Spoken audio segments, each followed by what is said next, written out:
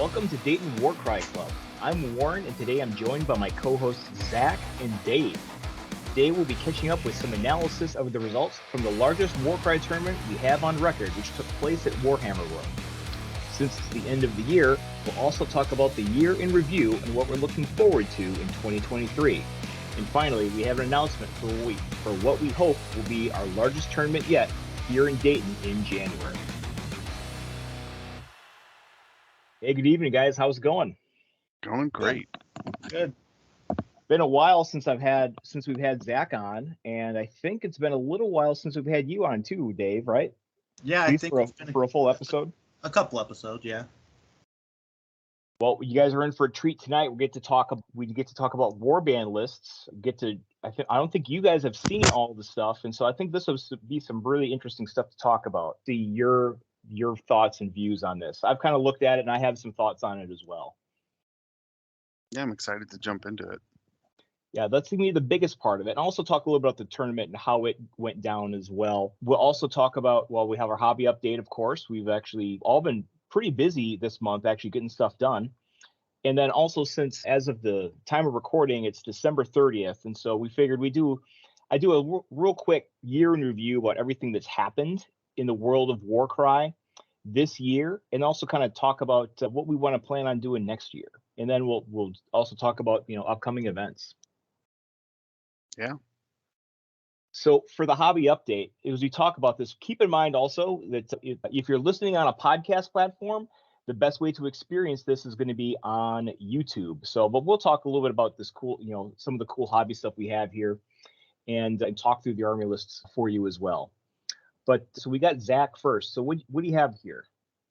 All right. So on the left, really actually just in general, I had a whole set of core set terrain for Warcry that I just wasn't in love with. I bought it on eBay when we first started getting into the hobby as a group, and the paint job just wasn't to my liking. So I've started repainting it. I got it all reprimed, as well as I also purchased at some point in time a box of Catacombs, which comes with a half set of the core set. And instead of just building those pieces out like just, like carbon copies of what already exists in the core set, I looked to make some more unique pieces. So I combined some of the scatter terrain with the core set terrain and like made some taller and some more larger scale buildings. One thing we've been talking about as a group is going beyond the game's intended design for how dense the terrain is in any given board, as a way to neuter monsters, but also as a way to just make a little bit more complex gameplay. So that piece on the left is my first attempt at making a little bit more complex pieces for my core set board. And then the picture on the right is kind of the whole smorgasbord of... It's like your whole Christmas haul there too, it looks like. Yeah, so that's my Christmas haul. My wife sought help on picking out Christmas for me, so I got the Underworld starter set, which comes with some Night Haunt and the Sacrosanct Chamber. Yep. Yeah, those are castigators, crossbow dudes, I think. Yeah, and then we got a Legion Yoda set, which actually comes with 2 Yodas. We got the alternate sculpt Vampire Lord, the unique named one. His name's escaping me. As well as the Canaanite Shadow Stalkers versus Skaven Underworlds box. So quite a bit, and also you can see my first couple pieces of my new core set paint job. Those probably need to come down with a little bit of dry brushing on the wood just to kind of lighten it up a little bit, but that's pretty much the paint color scheme I'm going for. And if you can see the gray, that used to be blue and very blue. So it's a much better color scheme. And then up in the front, we have some pieces for Legion. They're custom printed. I got Baze Malbus and Chirrut Imwe from Rogue One, a big Rogue One fan, as well as I finished off my Cassian Andor and K2SO on the far left. We have Grogu and Din Djarin, and then 2 D&D minis I painted from Loot Studios because I 3D print. In the back right, we have my Jade Obelisk, who are not primed or anything. I probably will be able to prime a bunch of stuff this week, though, because it's actually warm in Ohio in December. So yeah, I don't even need to use your garage. If it's not raining, I'm probably priming tomorrow too. Nice. But yeah, that's me for hobby. Yeah, huge Christmas haul. Yeah, a word about the terrain, since it's good to talk about it here. I'm also looking at ways to take the boards that I have built and just make them a little bit denser as well. So I'm looking for creative ways to sort of go with what I already have.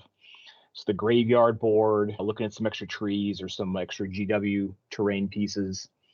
I think for Red Harvest, I think we're fine if we just flip the board over and put Lavaside up. I think that adds enough. Just enforce the Lavaside, yeah. Yep, just enforce the Lavaside. I think that adds enough dead space to make that complicated enough.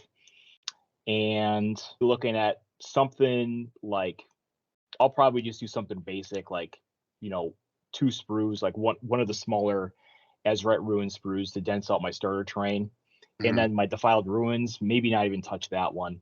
Maybe just keep that one as is. I'm not sure.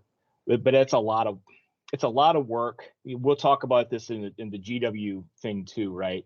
But it's a lot of work they're kind of putting on TOs to sort of balance the game via terrain. With if monsters aren't going to be put in check, I prefer the game out of the box to work perfectly, but that's just my opinion. Well, I mean, they had all those terrain sets were designed prior to monsters being so readily accessible. Yeah, true. Well, speaking of terrain, yeah. So I was on a building spree too. So I got some of the Sundered Fate. I got 2 of the 3 big Sundered Fate pieces done. The third piece is a hollow, and I'm probably going to have to do that in sub-assemblies. I still have all Heart of Gur sitting in a box. I'm probably going to start working on that too once it gets colder again. And I've just built a whole lot of other stuff. I finished building out another Prosecutor. I finished building out the entire box for Blackstone Fortress. Some Kill Team, the guy up there with the horns. I did a little head swap for the Traitor Commissar. So that's the Blooded, the Chaos, the Traitor Guardsman in Kill Team. So I've got that whole team built, a roster built for that. And then also getting on the Orc bandwagon. Fred had a bunch of Iron Jaws, so I was hanging on to those. I got a bunch of those built. I'll probably be first on the Iron Jaws bandwagon then after the Stormcast project. And I'm probably about halfway through my backlog of stuff to get built. I still got quite a lot to get built, and I'm still realizing, hey, I want more options and want to build more stuff too. So the struggle is real. One thing that was really nice about the Gur terrain is that the Shattered Fate box came with combo cards, which we kind of saw in the original expansion terrain from the original core set, where you would see the core set plus the other terrain. However, the difference being that these match. So yes, and we've seen pictures of what the boards look like when you take the 2 boxes and combine them together, and it looks sweet. Yeah, it does look good. My real question, still moving forward, is it just going to be A plus B, A plus C, A plus D in the cards, or is it going to be, I don't know if you could really build it out to A plus B, like all the different combinations, all the different A plus B plus C plus D? Yeah, ridiculous. It would be insane. You'd have to have a double board, I think. Well, I don't mean using them all. I just mean like having options from all of the various boards. Yeah, I imagine. I don't know I think they do it. I think they do it A plus C, because think about the starter terrain cards. Mm-hmm. All the Shattered Realms terrain kits that came after the starter set in 1.0 had those alternate configurations that combined with the starter, but none of those other boards combined with each other. Yeah, it's a reasonable guess that that's the preferred. So if you get design. C, then so if you get box C, then you would be able to have a combo board with a probably a board and a half worth of terrain on a single board as well. I think we might be able to reasonably expect that. And then so I I got to experience the infamous Heart of Gur trees. I thought they were nightmares. They were tricky. It's like a weird 3D puzzle. I'll say I had a harder time with the Mega Boss, to be honest, because he's one of those hollow guys too.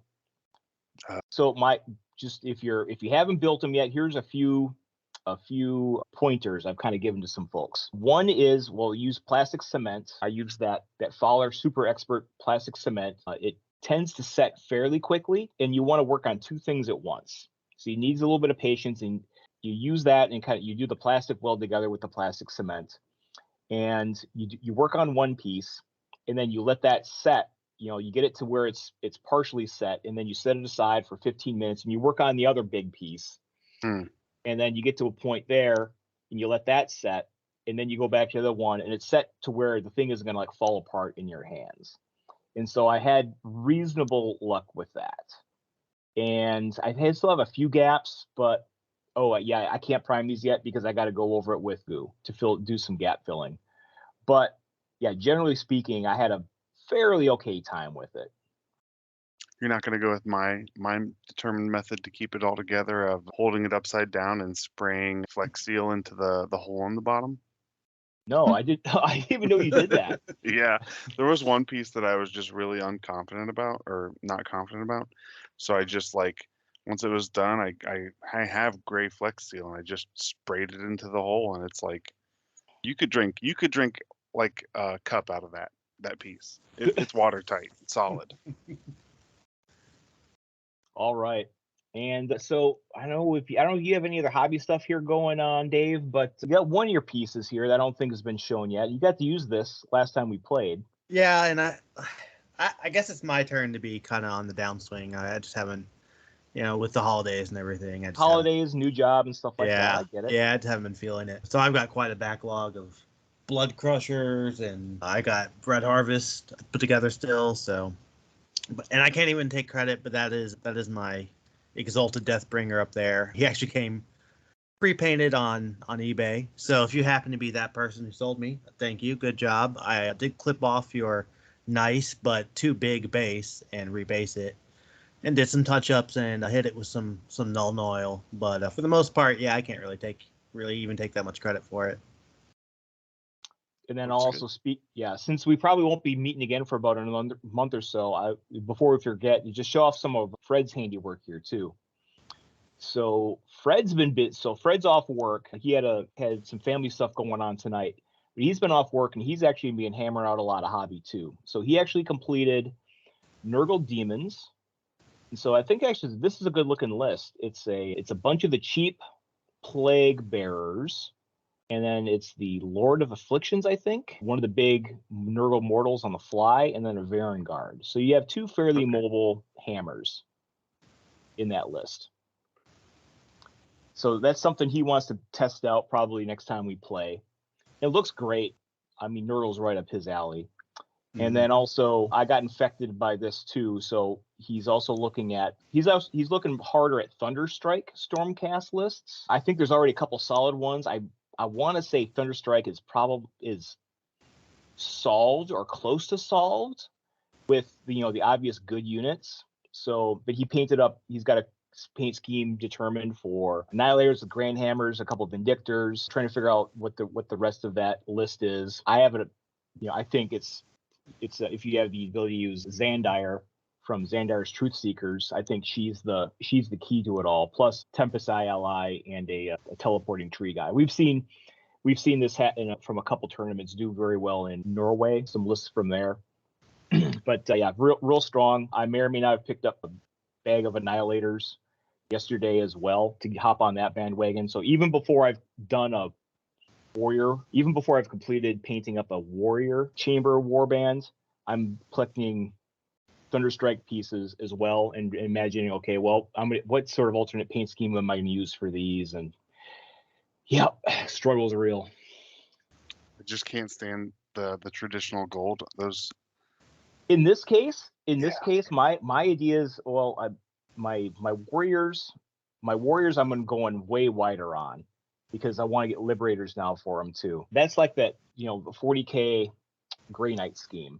I could live with Thunderstrike with the stereotypical gold and blue.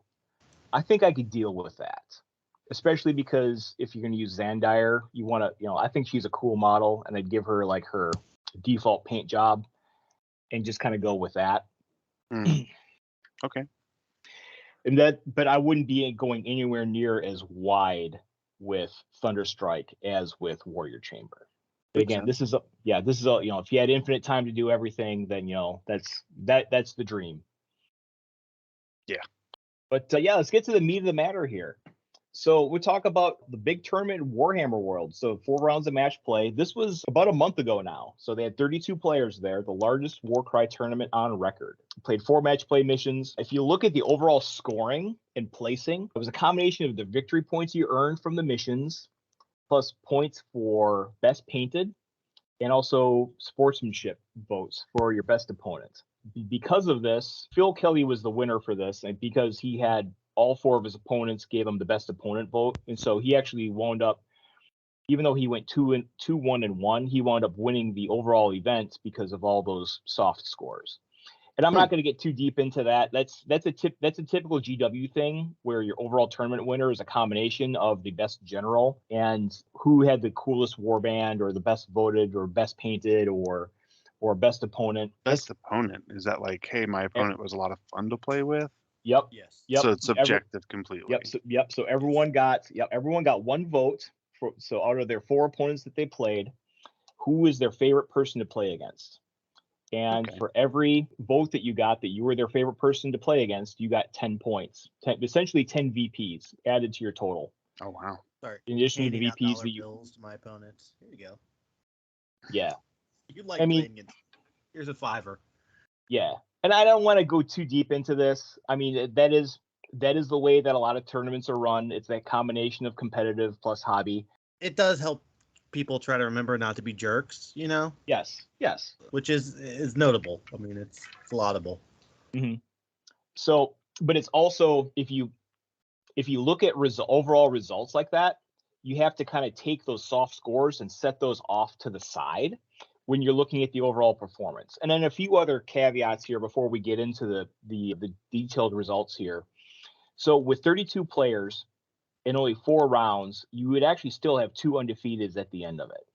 And then also because of the way that the pairings went, you could see, and we had players that were like 3-0-1 that never got to play against the 4-0 player and had a chance to dethrone the 4-0 player.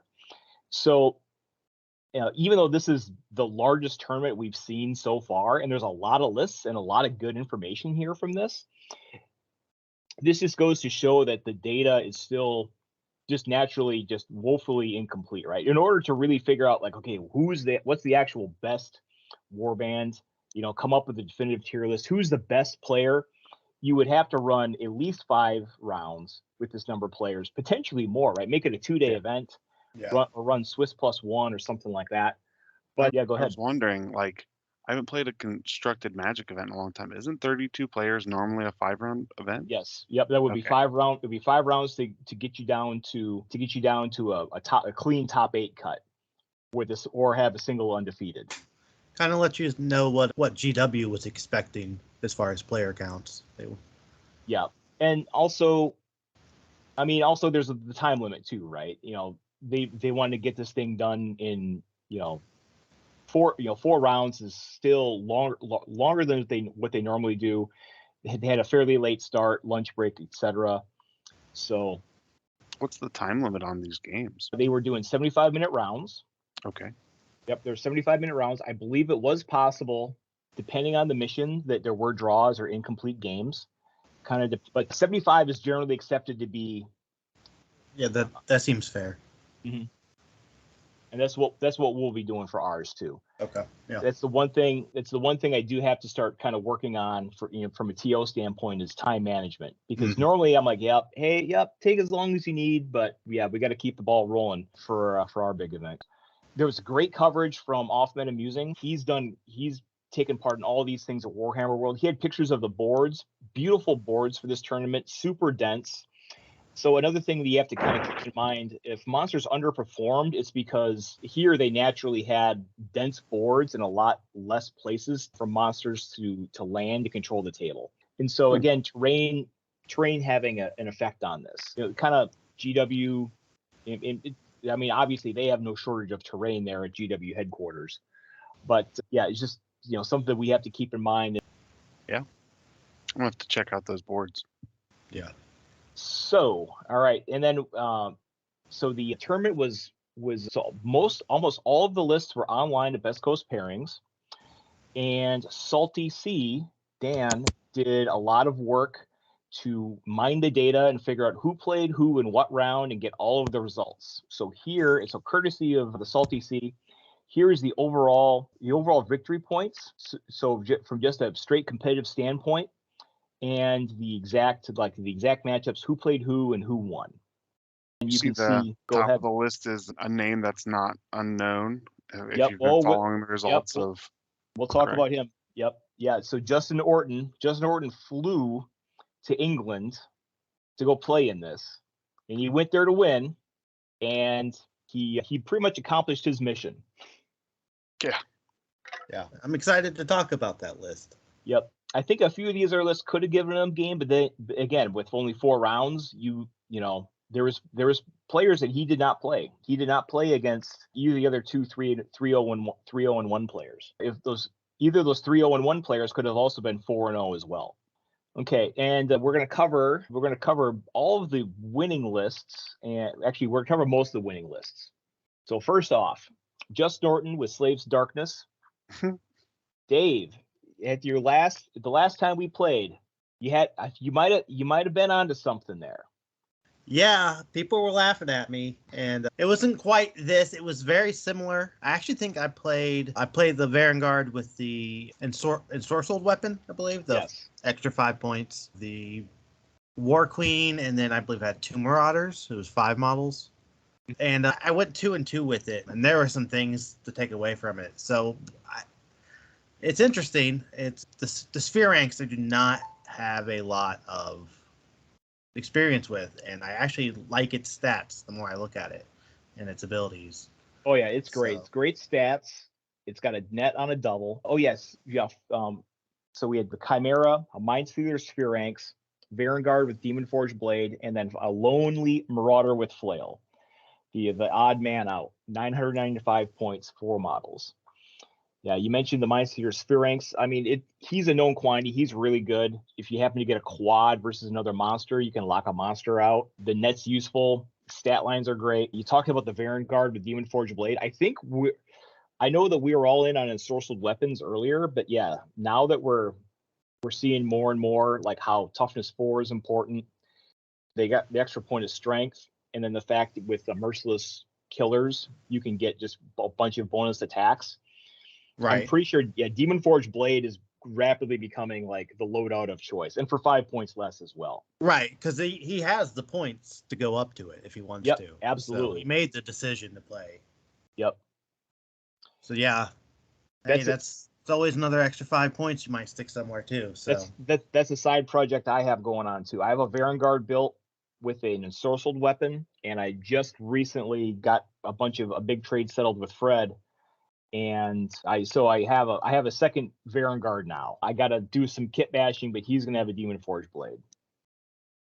Eventually, we are also going to get that named Vanguard somewhere on the horizon. Yep. What stands out to me on this list is like that Marauder with the flail is like, he's like there to watch. Yeah, I he's know. not even there to do anything. He grabs the treasure and runs off if possible. I mean, that's what he's there for. I wouldn't do that. I wouldn't give him the treasure. He's gonna get murdered. No, you give it to the Vanguard and you say, "Come and take it." I mean, he's there to carry in a mission with multiple treasures. Yes, you need another body that can pick up a treasure, because otherwise you're forced to table your opponent, because Chimera and actually Sphere-Inks can carry treasure. Yeah. There's no beast rune mark on them. Yep. Interesting. Yeah, it is an ally, and it's not a beast, so there's no restriction on treasure for him. Smart kitty. Oh, wow. Yep. I do believe it is like intelligence, because it can like hit you with telepathy. So yeah. There's also sorry, I lost my train of thought. There's the objectives with the 4 quadrants as well, which Marauders can go stand in a quarter and take a quarter. So you just plant your guys in the middle and say, "Get past me." Well, usually they hide behind the building, because you either have to have like complete control of it, so you can at least deny your opponent with the Marauder if you go hide with it somewhere. Yeah, I think your game plan radically changes. This is like, again, if you're playing the 4-man Thundercats list from back in the day, your game plan radically changes when you only have 4 models like this. I think for some of these missions, your goal has to be to like table the opponent. If you look back at this just shows the victory points. If you look at the overall scoring had kill points as well for like the amount of like points of enemy models killed, and he was murdering all the other war. He was like tabling them because you almost have to table them in order to win some of these missions with that low of a body count. So what came to my mind when I saw this list was like, this feels like that first time. I'm going to make a Magic analogy. That first time you play against Dredge in like Legacy or Vintage, and you're like, what is this guy? What are you doing? It's playing a completely different game. Yeah. And it was like that. It was like that when at Adepticon as well. I think people weren't expecting a list of 4 super elites to do well, let alone 4 super elites with good mobility, tankiness, and moderate killing ability that could go wherever they wanted to. They had no idea how to play against it. Mm-hmm. And I think there's probably some of that going on here too, for sure. Yeah, makes sense. Yeah, if put another plug in here, if you listen to Tabletop and Beyond podcast, they had Justin Orton on their most recent Winning Warcry podcast as well. And so he was talking about his experience there, not so much the blow by blows of the tournament, but just the whole journey, to Warhammer World and stuff like that. And Justin, I know Justin listens to us. Good job, man. Yeah, he put in the work. He was trying to figure out, based on what we and Salty Steve have been talking about, like the theory, like he was putting in like reps, testing to try to figure out like what the best lists were. And he was doing internal play testing to figure out, okay, this list, he had a game plan versus like the other supposed top tier lists. So it just goes to show, like, this is not a mistake. There's a lot of prep that goes into these high-end competitive lists if you want to put in that work. Yeah, absolutely. All right, next up we got Graham Matthew, Chaos Legionnaires, 3-0-1. Not a lot to talk about here. This is your stereotypical, and I've seen a lot of people play this because it's so easy to do. Your stereotypical 1 box of Chaos Legionnaires and 1 Centurion Marshal. Boom, done. You just cut like the lowest chaff pieces from. You cut out all the horn helms. You don't run any of them because that's expensive chaff and they're bad. So you have Decuriarch. He ran 2 horn helm with Steelbite Axe, 1 horn helm with the mace, 1 Mutandor, the spear dude, and then 1 Centurion Marshal. 980 points, 6 models. So I think this just goes to show, like, for this record in this tournament, yes, the stereotypical 2-box Legionnaires warband of these new releases that kind of go together aesthetically play well together as well. And this is that true, like, this is mid-range. Everything is solid mid-range models, right? 120 points, 125 points, solid stats. You had some big guys. The Marshals a beast. Yeah, really solid list. So if you're new to the game, this is probably a great place to start. I mean, it's one of the more affordable ways, for sure. And as far as monsters go, it's the best on theme monster to go with that box. Mm-hmm. So yep, Marshall's not officially a monster, but he's pointed, with stat wise and point wise, he's up there with other monsters. He's an ally, is that correct? Correct. Yeah. Yep. Anybody can take him, or any chaos can take him. If you don't want a Varangard, right? He's right about that same points value as well. Exciting. Okay, another strong list here. This is exciting here.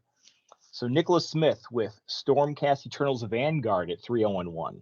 So he runs a Knight Zephyros, a Vanguard Raptor with Hurricane Crossbow, and 4 Vanguard Hunters. 990 points, 6 models. And so people were wondering, okay, how do you I see the questions on Discord a lot where folks are like, hey, how do I build this list? How do I, for this faction, how do I build this one? And I didn't have a really good answer for Vanguard that I had seen success with until this. I had an idea that like Vanguard Hunters at 145 points are a pretty decent dual threat unit. Good wounds, decent toughness, a fair attack profile at 3-4-2-4. If they're not in combat, they have a decent shooting profile at 3-4-1-4. They're just kind of average at everything. 5-inch movement's nothing to scoff at. With 20 wounds, also. That's true. They're pretty immobile, relatively speaking, too.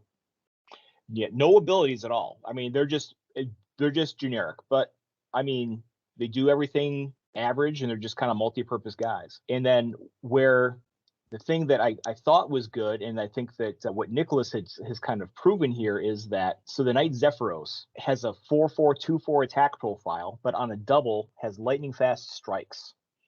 At half the value of this ability, rounding up to the attacks characteristic of the next melee activation made by this fighter this activation. So he's got a 5-inch move as well. So he can move 5, and with a double 5 or double 6, which isn't that hard to get, getting high doubles isn't hard. You can get one shot in, theoretically, as a 7/4/2/4. Yep, 7 attacks. So there's burst damage there, right? Even though these guys are not, he's got a range attack he can plink with too. But yeah, he's got some burst damage there. He got some speed and some burst damage. And then the Vanguard Raptor as well, with the Bulwark ability, has for a triple rapid fire. Add 2 to the attacks characteristic of the next missile attack action made by this fighter this activation. Ooh. So missile attacks are not great in 2.0, but by burning any triple, you can take his base attacks of 3, take it to 5. So you can make a shot at 5 attacks, strength 4 with a 2/6 profile. So you could move and do rapid fire for a 5/4/2/6. That is a good attack in 2.0. You could reasonably expect to do some damage on something, or even take up like one shot a chaff model potentially. I mean, I would say that your chances of one-shotting a chaff model is actually fairly high. Yep. At and 5, if he's 4, yeah, you're going to be 2, doing 6. probably around 10 damage on average. Yep. And if you're standing still, if he doesn't have to move, it doesn't apply to both attacks, but you're getting 8 shots. A total of 8 shots for the turn, a decent range. That 2/6 profile, yeah, he can dish out some damage. So he's got some burst potential too. So yeah, I think if you're looking at if Stormcast Eternal Vanguard is your jam, this is where I would start, and maybe go off from here. But I think this is a really solid list, obviously. I would be interested in the Knight Zephyros. The double ability just seems so strong for 200 points, and he's the meatiest unit in the list. Oh, still with 5 movement, 5 toughness. I would be interested in squeezing another one of those in. Maybe Double even up. over the Vanguard Raptor with the Hurricane crossbow. Double Knight Zeph. Yeah, I can see that. You still you do lose like the really strong ranged attack, but again, ranged is a little bit nerfed in 2.0. But the opportunity to have 2 of those double activations, having 2 sets of doubles is probably Very the most common. Yep. Of any wild dice setup. Yeah. So I think I would try 2 Knight Zephyros. Would be my next go-to. That sounds pretty sweet. That takes you down to 980 points. And then I haven't looked at the rest of the roster there. You may be able to get, with that extra 20 points, bump up your Vanguard Hunter to something else too. Maybe. I don't know. There might be like a prime. You're not going to get a prime for 165. There might be a slightly different loadout maybe that you could afford, or maybe not. But yeah, overall, I'd say if you're going to do something, start with this, right? Because real basic Vanguard dudes. They're also like Stormcast Eternals are the easiest models to find in your used aisle at any game store. Oh, they certainly are. I saw some yesterday, and I was like, oh, do I get these two? Like, you could take a Sequitur Prime from Sacrosanct Chamber at 165. Is he a bursty dude? 3/5/2/4 attack profile. That's 6 toughness. Now he's like a tank. Okay. I'm just looking at options at that price point. There's a bursty dude in Sacrosanct. I can't remember which one. Salty likes him though. Slaughter Queen from Masters of Cain, 5/4/2/4 attack profile, 160.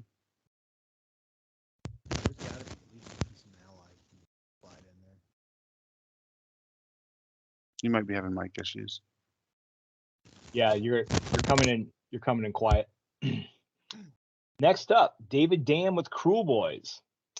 So here, yeah, so another popular one that people ask about, is there a good Cruel Boys list out there? Well, there might be. So for 330 for Kill a Boss on Great Gnashtooth, Big Dude. 185 for Spider Rider Boss from Gloomspike Gets as an ally, a Bolt Boy Boss, and Gut Rippa with Spear. 4 of them for 75 points apiece. So 985 points, 7 models. And so I don't know when we realized that Cruel Boys have a 15 wound chaff model for 75. But similar All. Yeah, so it's a similar profile to Zangor. And we know Zangors are amazing. So this is another relatively cheap, very tanky chaff model. So if you want your chaff, with his spear, 2 attacks, 3 strength, 1/4, he's not going to deal a lot of damage, but that's not his job. His job is to just, walk around, not die, take objectives. And for those wounds and those points, he does a good job. And so this is kind of your whole bottoms up thing, right? If you're going to build around a tanky chaff model like that, what else do you use? So in this case, we got we have three big threats, 1 major threat with the Killer Boss, 5 attacks, strength 4, 3/5, 38 wounds, toughness 5, mounted, huge base. Yeah, if you want a mobile threat in faction, great looking. You can pick them up cheap. I've seen a number of them available because they came out of the Dominion box used. Mm-hmm. Spider Rider Boss is an interesting one. So not a squig hopper. So Spider Rider Boss, 20 wounds, movement 10, no flying, a modest attack profile, a spear with 3 attacks, 3 strength, 2/4. I'm not super excited by him, but it's unique. I think when you go with a mount, mounts didn't get the same nerf that flying units got, and you still get the movement profile that gets you across the board quickly.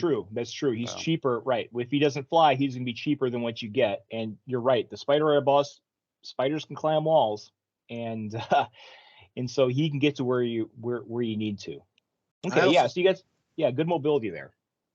I do think that, like, especially in 2.0, if it's not an outstanding ranged profile, you're paying a premium for something that you're probably not going to use that often. Also true. Mm-hmm. One thing that really struck me on this list is like that chaff unit. I was looking at the other destruction chaff units just now. For 5 points more, you get the Ard Boys from Iron Jaws are 3/4/2/4s. The Savage Oryx from Bone Splitters also 3/3/1/3s, and those are both with the Choppas. The Wicked Sticks are going to be, your generic 1 less attack, 1 more strength, or 1 more crit damage. I don't know. I wonder if you take that Kill a Boss on Great Gnashtooth as an ally in one of those factions instead, for the better chaff units. You could. Well, the reason why those chaff units are better, at least for Iron Jaws, is they have move 3, so that they get way more combat stats. That's why Ard Boys hit so much harder. You could do that, but now you're comparing Kill a Boss on Great Gnashtooth against what's the comparable? A Gorgrunta Boss. A Gorgrunta Boss is like 295 or 300. Similar profiles. So if you want something that's bigger than a Gorgrunta Boss, then by all means, you can go with a Gnashtooth at 330. But the Kill a Boss actually hits way harder than the Gorgruntas do. The Gorgruntas, I don't think they have decent profiles, but they don't have a 3/5 profile, I don't think, like the Kill a Boss does. I could be mistaken. Gorgrunta Boss with Pigar and Chop is a 5/5/2/4 attack profile. Yep, 5/5/2. So good, right? 5 attack, strength 5, but doesn't have that 3/5 on there. Yeah. So you'd have to map out and figure out which is actually better. But that base 3/5 is pretty scary. And then finally, he has the Bolt Boy Boss, and there's again a little bit of range burst here. He has a double aim shot. A fighter can only use this ability if they haven't made a move action. So if he's standing still, if the fighter's next action is a missile attack, critical hits are scored on a 4+ for that Ooh, action. that's pretty And sweet. yeah, so it hasn't been FAQ'd. Yeah, so he's got a 3/4, 1/4 profile, but if he's critting, then that's 4 damage hits, which is great. Mm. It hasn't really been cleared up if he's shooting something with a higher toughness and only hits on 5s and uses this ability and hits a 4 You hit on plus. 4s, Right? yeah. Does it override that or not? That hasn't been cleared up yet.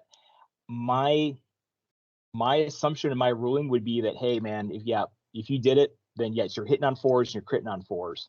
Mm, I see, wouldn't. I would read it the opposite. I would read that a crit is just an enhanced hit, and if you don't hit on 4s, you don't crit on 4s. Yeah, it could go either way, and Yeah. so you have to figure out, since the ruling is written badly, you have to figure out what the intent is. My intent would be like, don't make the ability suck because it's worded wrong. Yeah, I almost default to like the magic where like the card overrules the static rule. So like the ability is going to override what the core ruling is. Yep. So GW, if you're listening, please, we have FAQ. We have many questions about the rules here, and very few of them were answered in your last FAQ. But yeah, this show 3-1, solid, good result here. This shows that crew boys can be built well, and you could do a lot of different other things with this, besides the Spider Rider boss. Next up, Dave, I think I showed you this list. So that we have Khorne Bloodbound. Yes, this is a good one. Yep. Slaughter Priest with a Wrath Hammer and Hackblade at 185. A Skull Hunter for 260. So that's a dude riding a Juggernaut. 165, allying in Bloodmaster, Herald of Khorne. And just a lot of chaff here. 6 Blood Reavers with Reaver Blades. 1,000 points, 9 models. What do you think about this one? I like this list. I like seeing that Bloodmaster, which is the leader of the Bloodthirsters. It is not mounted, so it's the the Bloodletter leader.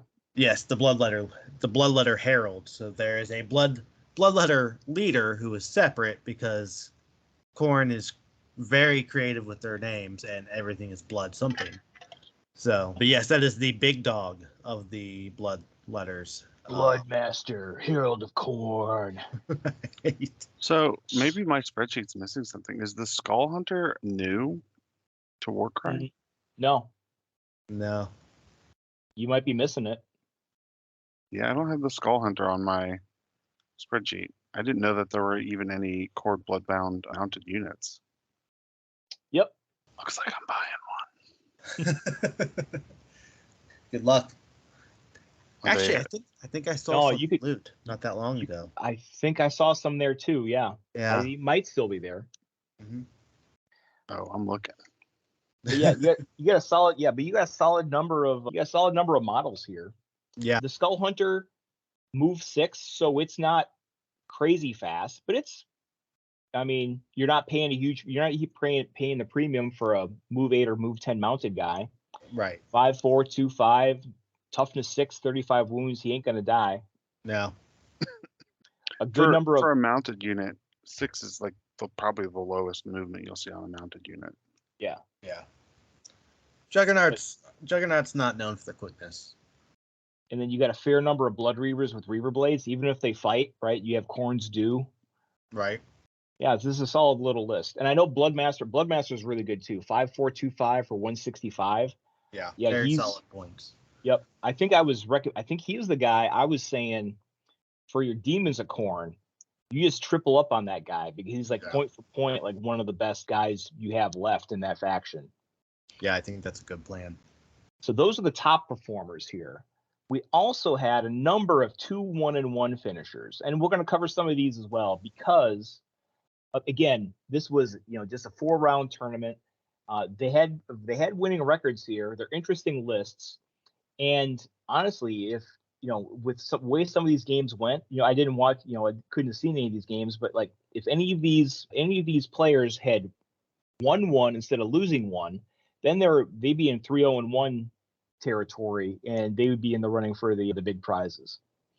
So I would say any of these 2 1-1 lists that we talk about here, also, based on how the lists are built, definitely contenders. So in no particular order, we have Derek Wheatley with Flesh Eater Courts.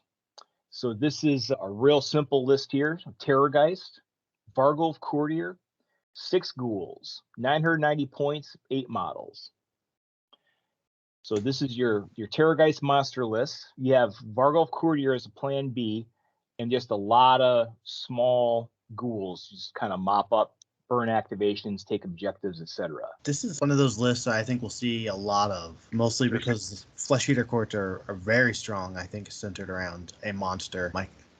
I go back and forth. I kind of think I like the zombie dragon more, and maybe one less ghoul, but My thing here, Vargolf Courtier is great. We've seen him in action, and we love him. We love his triple, but his triple fights for Dragon Maul from the Terrorgeist. That's one of my issues with this, and my other issue with this, just from would I like to play this? I wouldn't like to play this because you have 2 big models that do. Actually, you have 4 activations that mean something in this list, and then you're pushing on ghouls, and that's not something I really like to do.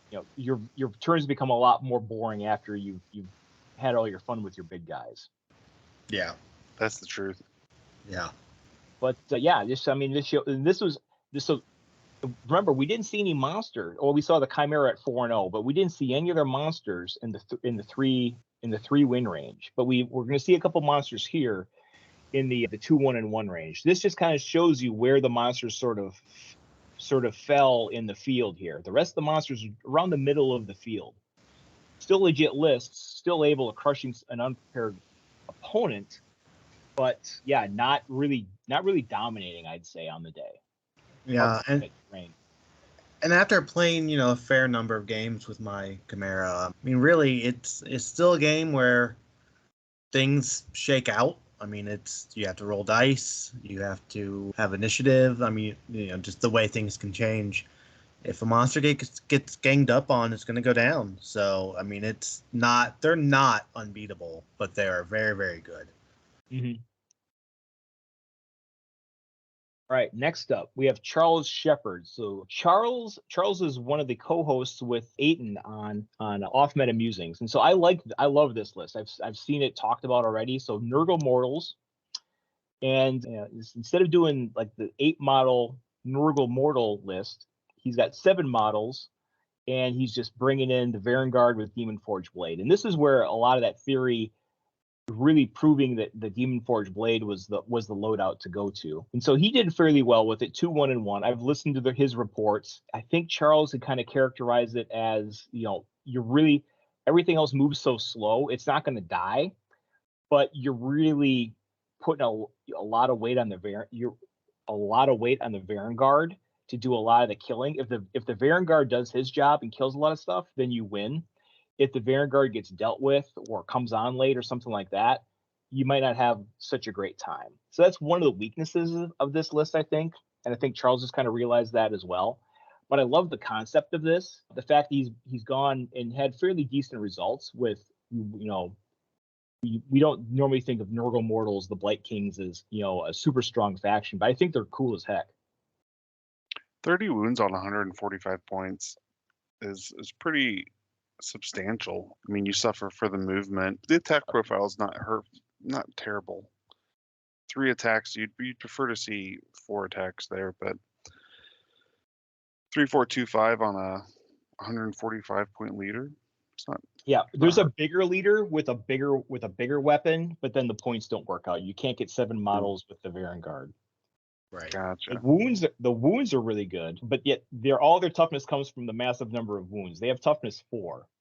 So in my one game playing in Blight Kings, I was actually, Radovers were still able to chew through the wounds fairly quickly to take out 25 wound models.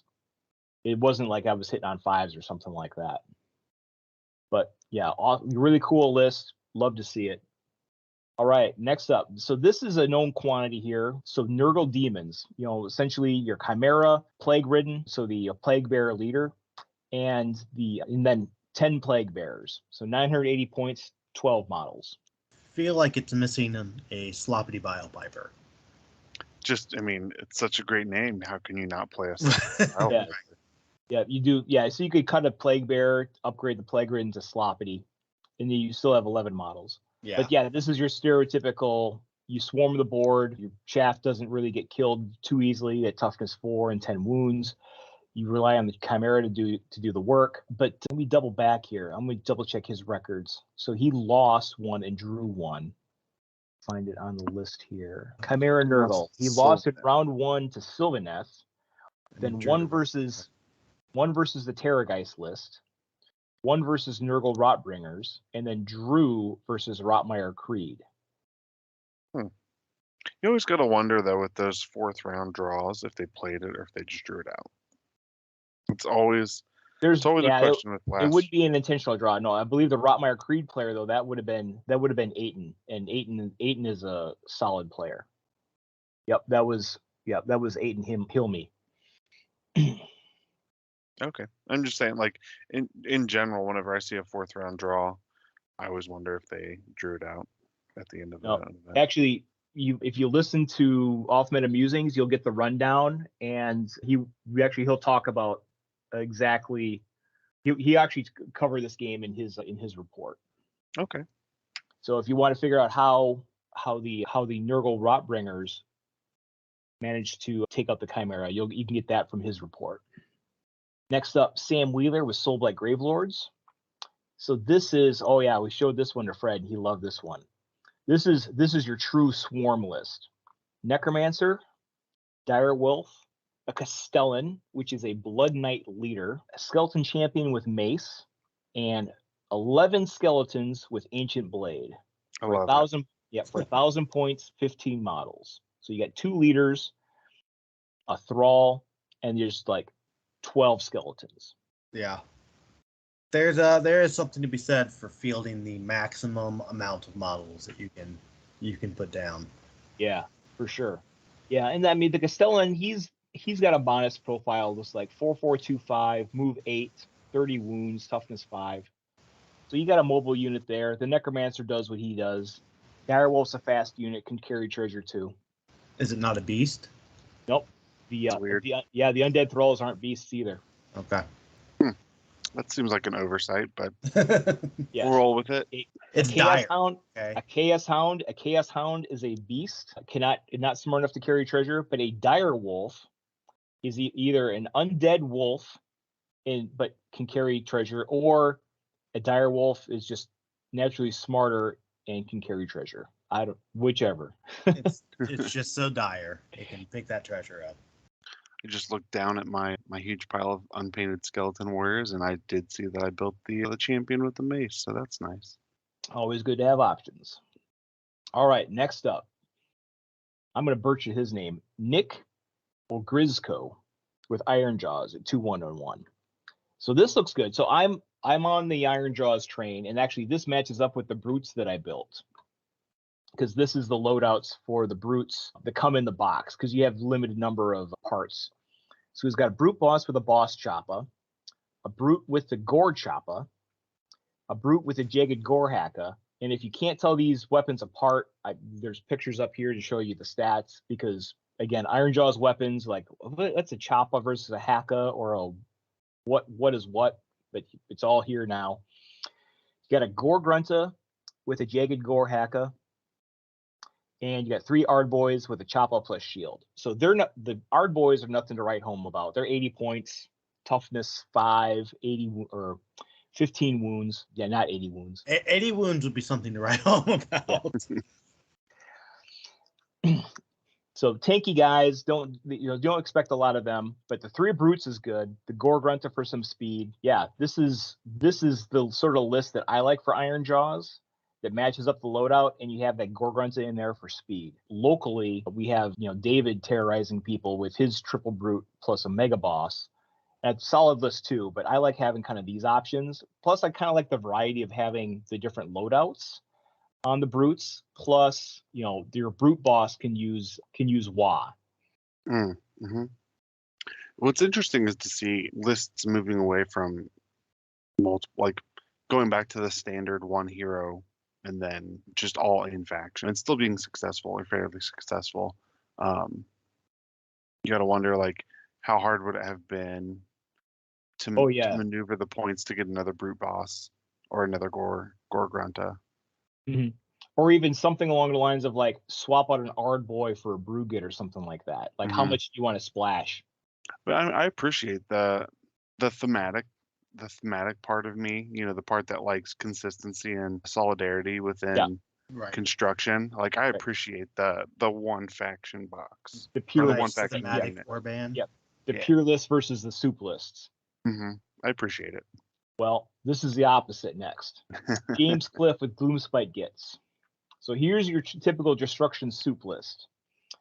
So this time he has a strong leader in faction, Loon Boss on Giant Cave Squig, an Ale Guzzler Gargant, and now we got a Brute Boss with the Boss Claw and Brute Smasher. So similar profile to the Brute Boss with the Boss Choppa here. hmm You got a Brugit, you got a Boggle Eye, you have a single Netter, and that's 990 points, 6 models. So pretty elite list here. 3 small guys, 3 big guys, and then a lot of it coming from either allies, monsters, or out of faction. Yeah, I mean, what can you say about a soup list? You're just pulling the best that you can from the entire faction and, making the points work. The previous soup lists that I had looked at with Gloomspite Gets actually just focused on taking the cheapest leader possible and then playing the most elite units that it could and the other 2 hero slots.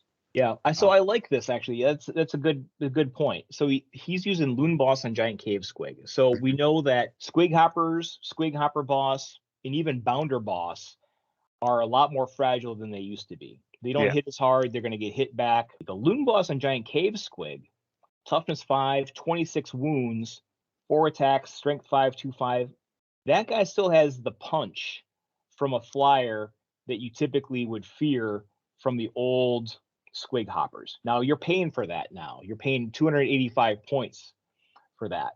But I think that is that might be a viable ally. If you want to bring in an ally in your soup list, your destruction soup list, or you're just staying, or you're basing it around Gits, I think the Loon Boss on Giant Cave Squig is a potentially good call. Yeah, I like it. Plus, you have all the other utility from the Brugit and Boggle Eye as well, right? You have all those other things going for you as well. Plus a monster, the monster triple, Dragon Maul. Yeah, looking 45 wounds. Yeah, 45 wounds, only 315 points for the Gargant. When he's undamaged, 4 attacks, strength 5, 4-8. Yeah, he can mess some stuff up. All right, that's the last list that I had. Honorable mention, I didn't cover this one. Again, going back here, Aiton, but he's a Nurgle Rotbringers. Again, check out his coverage on the channel Off Meta Musing. Great coverage of the round by round for the tournament report there. If you want to know more about Nurgle Rotbringers, he has a very detailed guide on how to build them and how to play them. Again, yeah, great content from him. I really love his stuff. Check out his channel because he did well with Soulblight Gravelords. Actually, no, he did well with Counter Control with ICR Bone Reapers recently.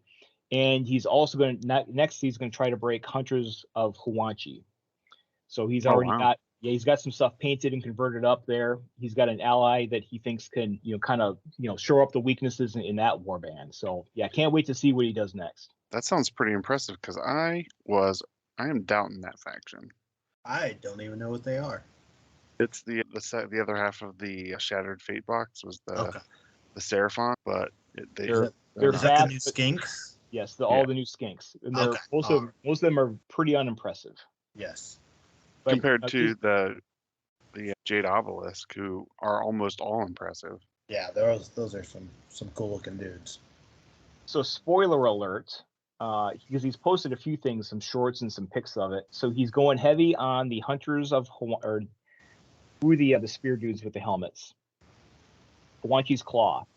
He's going heavy on Huanchi's Claw. He's converted up a bunch of them. He's got a short guide on how to do that. He's going to be allying in a Nikelian King.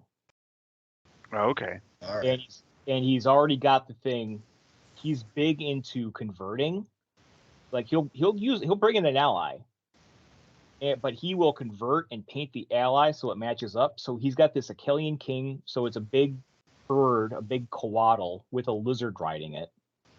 Nice. Yeah, I've seen the pics. Yeah, it's just this is the Off Meta Musings fan club here now, right? He puts out great content, does well in tournaments, sweet conversions and stuff like that. Just great all around stuff. But enough about that. We got enough stuff in the back, behind us here for 2022. This sort of represents some of the best lists at the tail end of 2022. But I want to kind of go back because it's been a year. It's been a long year. We played a lot of Warcry this year. And you remember when we started this year, we were playing and we didn't even have Underworld's warbands. We only had we had 6 of them, but we didn't have Toma Champions. We didn't have any of these other Underworld's warbands. Toma Champions came out in February of this year, less than a year ago. Can you imagine that? It only had 6 months? 6 months to live? Yep, about 6 months to live, unfortunately, due to the timing. GW, give us rules. If you're listening, give us rules for all the old warbands. You don't have to like rewrite the rules or the stats, right? Just rerun the points algorithm. Just tell us what the points are. Give us a points update in the new Toma Champions, and that's all we need. Let us play them though. Give us the updated points. Because if it is an algorithm, you literally just run it through the program. There's no Free Dower Kragan. Free Dower Kragan. Yes, we want Dower Kragan back. I want some Clacktrock back. Yeah, Clacktrock. So many sweet heroes, name characters. And then what else we do? Oh yeah, so back in March I had this crazy idea. Hey, let's do a podcast. And I blame you guys because none of you guys stopped me. So here we are, episode 15, and still doing it. We're actually up to about 280 subscribers as well. Plug in here if you like listening to us on the podcast. Stop by, give us a sub on YouTube. That's where that's the one place I do really check, comments and subscriber numbers and stuff like that. But we're going to keep on doing more podcasts in 2023. About once a month, 3-4 weeks, every 3-4 weeks now, I think. Because again, we're trying to balance out events, content creation, personal hobby, and real life. Absolutely. I think Adepticon was in May. So I went to Adepticon. And so we had a couple episodes of the podcast under our belt, but I was there just to observe. That's where I met Dan, the Salty Sea, from the first time. Met a couple of the other folks. Really good experience. Got to really kind of see how deep the strategy in the games went. I met Justin there for the first time as well. And I wasn't really like out there like, hey, yeah, man, my name's Warren and I have this new podcast as well. And I wasn't really like out there necessarily like, hey, putting our name out there and marketing and stuff like that. But Adepticon's coming up again next year. I'm getting shirts made. Getting Warcry Club shirts. Yeah. We're going out in force. Yeah. If not, Fred's in charge of shirts or stickers, like stickers and business cards. That's at least those, right? We're gonna litter the place with it and get our names out more. It's all just pictures of my face on a shirt. I can't even think of business cards without thinking of American Psycho. Yeah. Yes. But they're just Warcry cards. They're Warcry stat cards We instead. need tasteful thickness, okay? Let's look at Paul Allen's card. It even has a watermark. What would Paul Allen's card be? What is that, eggshell? Chimera? Chimera on eggshell white. Yeah. So, and then over the summer, we played a bit over the summer here, and then real quickly, everything happened real quick with the news of the 2.0 release, all the warbands dropping. Went to Gen Con. Fred went to Gen Con, proved that spiders were the most broken thing ever at the tail end of 1.0. September I went to Nova Open, played in that, got to see some of that. November we had the big Warhammer World tournament. So there's kind of a summary of like the big major tournaments that we had coverage of or in 2022, and probably expect some of these events to go on with access to Best Coast pairings. There's some other places. There's other hotbeds of Warcry as well. Kansas City, Salt Lake City, Utah have a lot of results in Best Coast pairings. Spain has had some regular tournaments. And so our tournaments, we're gonna get our rosters and standings in there now too, coming up next month. Before we talk about that though, What else we have coming in 2023? Put you guys on the spot. What you have? I don't do New Year's resolutions, but you guys have goals for 2023? Hobby goals? Yeah, I got a couple actually. One, I want to work through the backlog. I have a huge backlog of unpainted miniatures, and as long as it's cold, I can't 3D print. But I also just bought like 2 huge STL packs of like 150 STLs, and they're high quality. So I've already, what's the word? I've already like got them all ready to print. They're already on my USB drive. As soon as the weather hits, my 3D printer is going to be just going. Two, and it's something we've kind of got away from as a channel, and I don't know if there's less interest in it or if we've just kind of personally got away from it, and I'd like to revisit it, is doing battle reports. We haven't done a battle report in quite some time. That's true. Maybe we check the data and see if there's interest in it. And if you want to leave us something in the comments about like thumbs up battle reports, thumbs down battle reports, if it's something you want to see, let us know. I'd love to do more. Potentially, if we continue to grow as a channel, we look into, I know Warren, this is going to make Warren shudder, some live battle reports, and maybe somebody else does the editing so he doesn't, off himself. Yeah, those are my 2 things. Tome of Champions with, Underworld Warband. What's coming in 2023? That Tome of Champions 2022. Make it happen, G-Dub. Yeah, for sure. Dave, what do you want to do in 2023? Oh, I'm just gonna get fatter and more opulent than ever before. I know what Dave's gonna do. He's gonna play Star Wars Legion with me and Joel.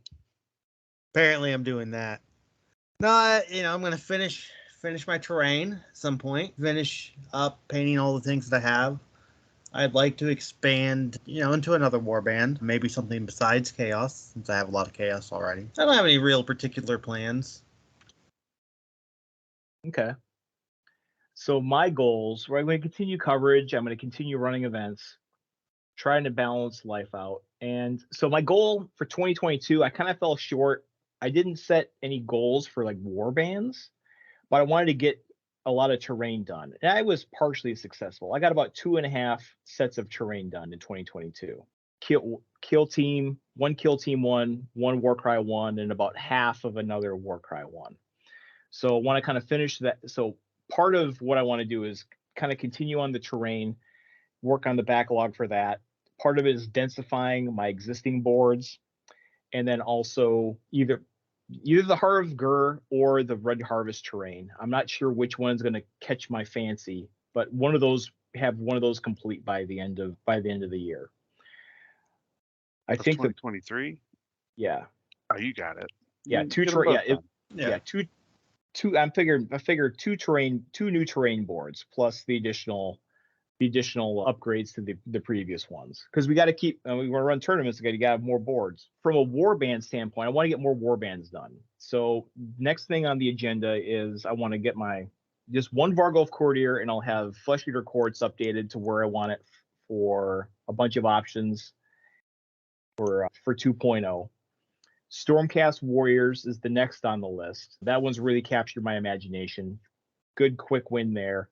A lot of things I want to do with that, and I'm still going into the drawing board on just a bunch of different Stormcast options. The Orcs are next after that, the Iron Jaws. And then after that, I got a lot of places I could go. Slaves to Darkness. I have Slanesh. I have Horns of Hashut. Looking at Thunder Strike as well. So I'm not sure where I go after that, but I know the first 2 I have sort of locked in. Oh, and also not Legion, but Kill Team. Yes. I'm up to 4. I'm up to 4 kill teams that are unpainted, and I do want, at least one more that I want to get, and I want to try to dip my. I think 2023 could be the year I get into kill team as well. Yeah, I'm gonna pick up an Intercessors box at some point. Local group does kill team every month. And we've actually had a lot of folks that are regulars for our events come from the local kill team group. So that's where our crossover is coming from, a lot of it. I gotta say, you guys spun me up on kill team like, I don't know, 7 months ago, and I quickly got a kill team. It was longer than that. It was longer Yeah. than that. Yeah. I mean, I do have my scouts. I mean, we can go whenever. Yep. I got 4 of them that are not painted, so Well, don't you have an old 40K faction that you used to have that you could pretty much just pull from? no, my 40K stuff is Deathwing Terminators, and those are not playable on Kill Team. I got They're Vet Guard. not. I have Vet Guard. I have Gene Stealers. I have the Blooded Trader Marines, and I have what else? Drawing a blank now. Maybe I'm already counting the intercessors that I know I'm going to get Right. because I can't resist. What's the difference between You intercessors don't have and the assault Harlequin team, do you? intercessors? No, I don't have the Harlequins, Okay. and I don't have Gellerpox, but I want them too. Okay. Is there a difference between assessor or intercessors and assault intercessors? And yeah, No, so assault intercessors have like chain swords and jetpacks. Yeah, those are the ones I have. The assault intercessors are playable in the intercessors kill team, but you can also now you can mix and match them. Okay. You can mix and match shooty intercessors with your assault intercessors. It's trying to get me to spend more money. Mm-hmm. Well, don't worry about it, because I'm probably in for like half an intercessor box. Just put it in the back burner for now. I know I'm going to get a wild hair up my butt and want to build a Dark Angels intercessor team. Yeah. See, I know I'm gonna have to Kit- paint them as Ultramarines so that they can go with my army that I already have. Yep. I'm already dreaming like exactly what I'm going to do and how I'm going to kit batch the heck out of everything. So anyway, yeah. So 2023 could be the year of Kill Team, and boy, I'm going to have a heck of a time editing this. One thing I do want to do this year is I want to pick up a large scale model just to put together to paint, like our Gulamane or Bakar, something like that. So you can just part of your editing is one of the large things I picked up in the Loot Studios Nidavellir set is a dragon, and it's big, and I'm real excited to print and paint that. Yeah, I don't need anything big like that. You have that giant statue already at home. I have my big Cthulhu. I have to learn how to use an airbrush before I tackle that. Yeah. Oh, That was something I was going to do last year. Maybe this year will be the year of airbrush. Oh boy, we're gonna replay this episode back in a year and be like, see how we did on our goals, and we're gonna be like, we didn't get anything done. We're even more buried in gray plastic. It sucks. But at least we'll have spent a lot of time playing, because coming up, we got it deconflicted locally.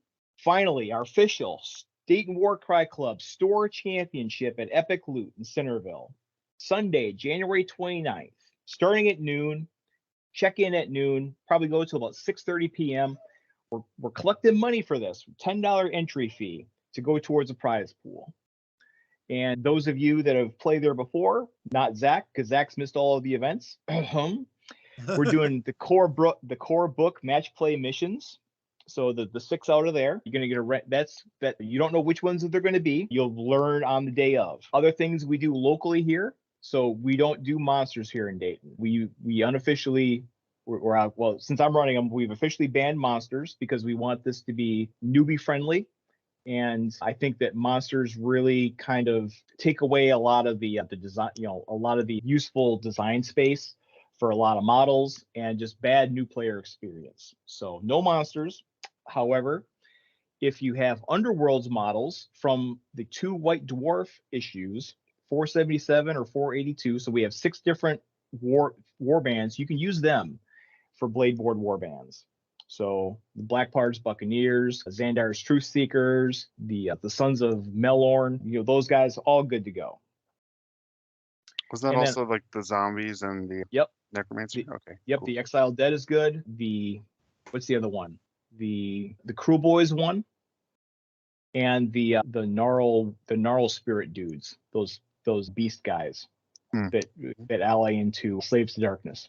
Yep, those 6 war bands are going to be legal for this. It'll be on Best Coast pairings. We'll have a link there for the best. We'll have a link in the description here for the to sign up. We're asking you to pre-register in Best Coast pairings and submit your roster in advance as well.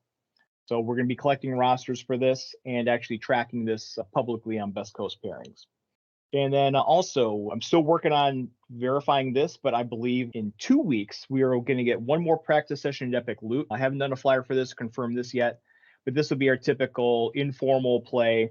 I can match people up if they need to, or people can challenge or do whatever, but this will be just, a last minute session at Epic Loot. So that way we have enough games under our belt without the monsters that people kind of know what to expect. So yeah, a lot of gaming coming up this month.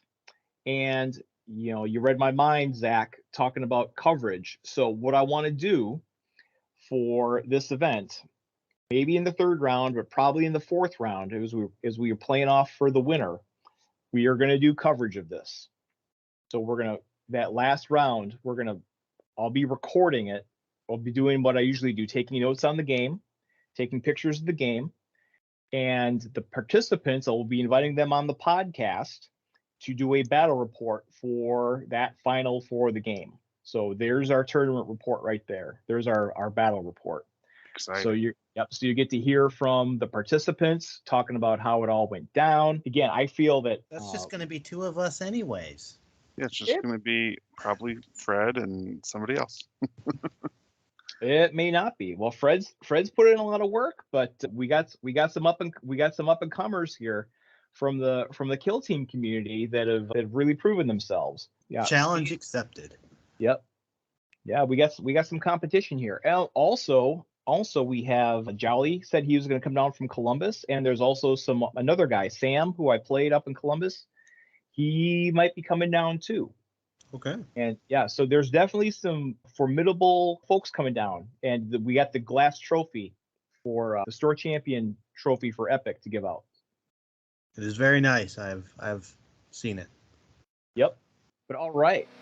This brings us to a close for this episode of Dayton Warcry Club. We covered a lot of ground and a lot of lists today, and we'll be back with more next month. Plus, hopefully, some good progress on our hobby projects. I'm hoping we also see the re-release of our unique tourney reporting format to go with our coverage. Until next time, I'm War Machine. I'm Yawgmoth for Prez. See you forever. Thanks for listening, and we'll see you next year.